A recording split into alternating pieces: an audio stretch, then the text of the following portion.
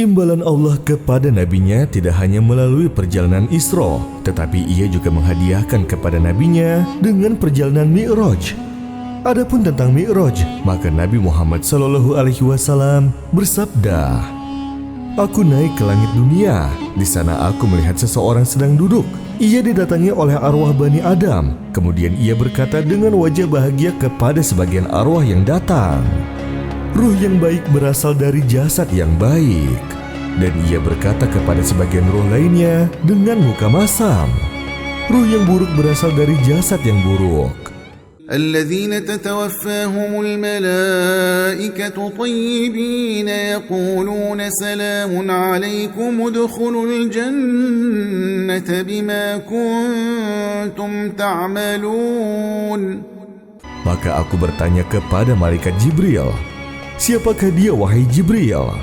Maka ia menjawab, "Itu adalah leluhurmu, Nabi Adam. Ruh-ruh keturunannya datang kepadanya. Maka jika yang datang adalah ruh yang beriman, ia bahagia dan berkata, 'Ruh yang baik berasal dari jasad yang baik.' Dan jika yang datang adalah ruh kafir, ia merendahkan dan membencinya, juga merasa sakit hati karenanya. Maka ia berkata, 'Ruh yang buruk berasal dari jasad yang buruk.'" الذين تتوفاهم الملائكة ظالمي أنفسهم فألقوا السلم ما كنا نعمل من سوء بلى إن الله عليم بما كنتم تعملون.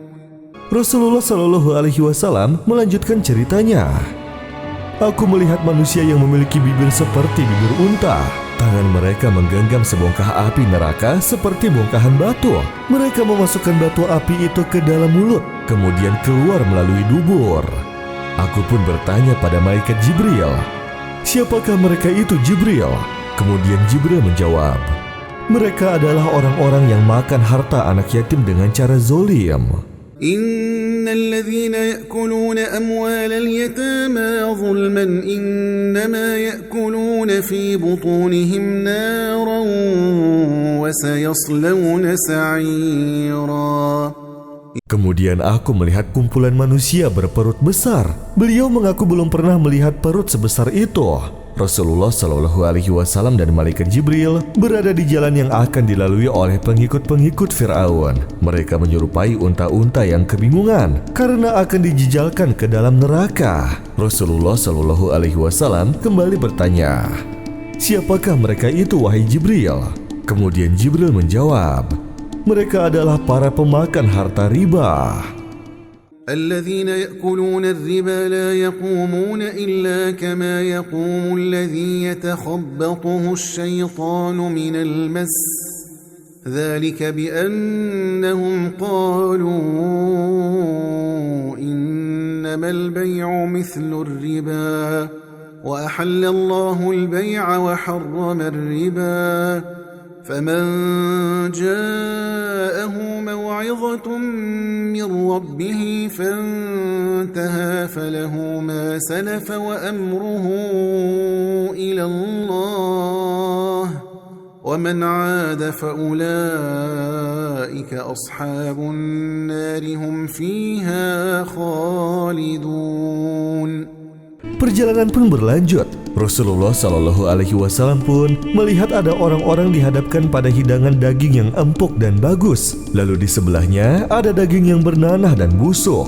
Namun mereka justru memakan daging bernanah dan busuk itu dan mengabaikan daging lainnya. Rasulullah SAW bertanya lagi, "Siapakah mereka itu, wahai Jibril?" Kemudian Jibril menjawab, "Mereka adalah orang-orang yang meninggalkan istri-istri yang dihalalkan Allah dan pergi mencari perempuan-perempuan yang diharamkan bagi mereka." Rasulullah bercerita, "Kemudian aku diantar menuju langit kedua. Di sana aku bertemu dengan Nabi Isa dan Nabi Yahya bin Zakaria alaihi salam. Kemudian aku naik ke langit ketiga. Di sana aku melihat seseorang tampilannya seperti bulan purnama. Lalu aku bertanya kepada malaikat Jibril, 'Siapakah dia, wahai Jibril?' Maka Jibril berkata, 'Itu saudaramu Yusuf bin Yakub.'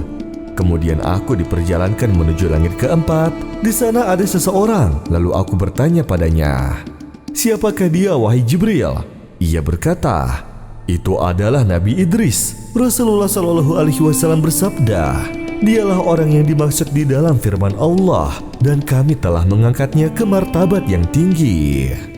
واذكر في الكتاب إدريس إنه كان صديقا نبيا ورفعناه مكانا عليا. Kemudian Jibril naik bersamaku ke langit kelima.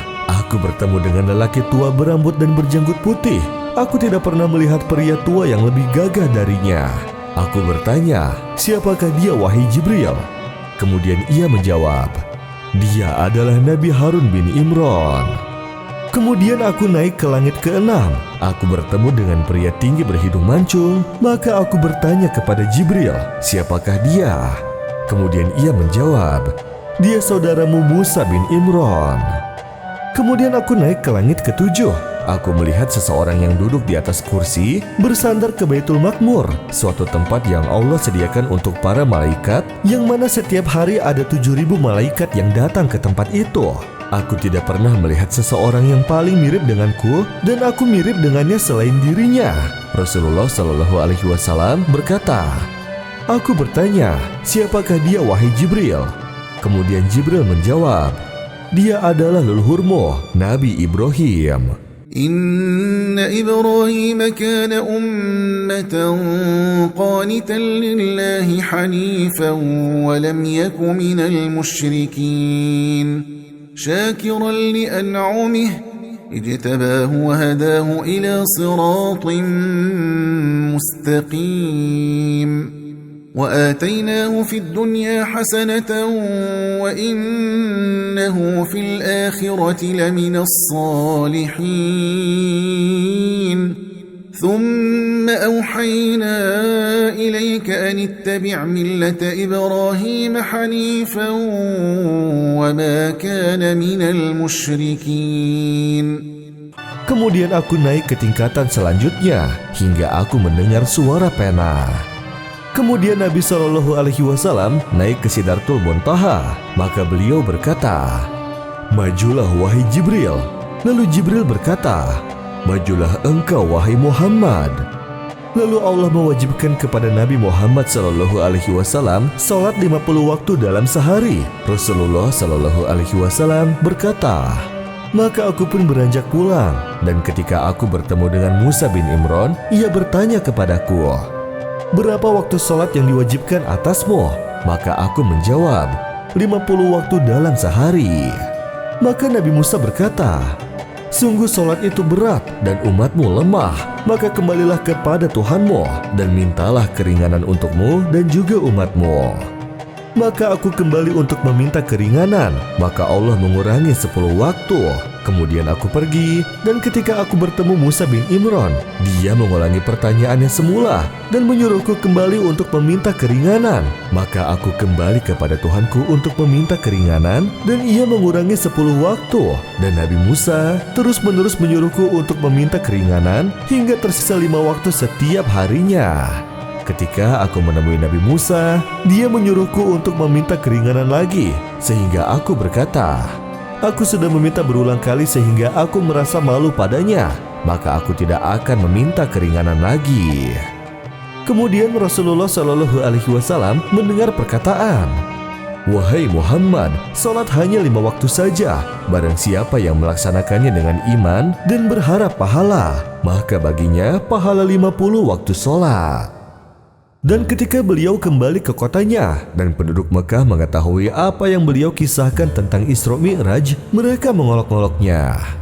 Abu Lahab berkata, "Demi Tuhan, itu adalah kebohongan yang nyata." Lalu pria kafir Quraisy berkata, "Wahai Abu Bakar, apa pendapatmu tentang sahabatmu itu? Dia mengaku telah melakukan perjalanan malam ini ke Baitul Maqdis, lalu sholat di sana kemudian pulang." Maka Sayyidina Abu Bakar berkata kepada mereka, "Sungguh kalian berdusta atas namanya." Kemudian pria Quraisy itu pun berkata lagi, Lihat saja, orang-orang sedang membicarakan hal itu di masjid. Maka Sayyidina Abu Bakar pun berkata, "Demi Allah, sungguh jika beliau berkata seperti itu, maka ia benar-benar telah berkata jujur. Lantas apa yang membuat kalian terkejut? Demi Allah, beliau memberitahukan kepadaku suatu kabar yang datang kepadanya dari Allah. Kapanpun itu, maka aku pasti akan mempercayainya." وَالنَّجْمِ إِذَا هَوَى مَا ضَلَّ صَاحِبُكُمْ وَمَا غَوَى وَمَا يَنطِقُ عَنِ الْهَوَى إِنْ هُوَ إِلَّا وَحْيٌ يُوحَى عَلَّمَهُ شَدِيدُ الْقُوَى ذُو مِرَّةٍ فَاسْتَوَى وَهُوَ بِالْأُفُقِ الْأَعْلَى ثُمَّ دَنَا فَتَدَلَّى فَكَانَ قَابَ قَوْسَيْنِ أَوْ أَدْنَى فَأَوْحَى إِلَى عَبْدِهِ مَا أَوْحَى مَا كَذَبَ الْفُؤَادُ مَا رَأَى أَفَتُمَارُونَهُ عَلَى مَا يَرَى وَلَقَدْ رَآهُ نَزْلَةً أُخْرَى عِندَ سِدْرَةِ الْمُنتَهَى عِندَهَا جَنَّةُ الْمَأْوَى